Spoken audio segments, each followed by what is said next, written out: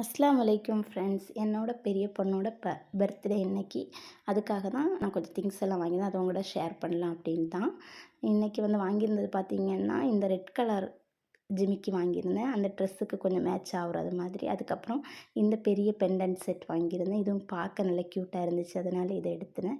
அதுக்கப்புறம் இந்த சிம்பிளான பிரேஸ்லெட். இதெல்லாம் ஸ்கூலுக்கு போட்டு போகலாம் அப்படின்னு சொல்லி தான் இது வாங்கியிருந்தேன். அதுக்கப்புறம் வந்து அதுக்கு மேட்சாக ஒரு ஜிமிக்கி, ஒரு பெண்டன்ட் செட்டும். நான் வந்து காட்டனில் வந்து கோட் மாடல் ட்ரெஸ் தான் எடுத்திருந்தேன் டாப்பும். அதுக்கப்புறம் வந்து லெக்கின் வந்து செப்பரேட்டாக தனியாக எடுக்கணும். அதுவும் எடுத்திருந்தேன்.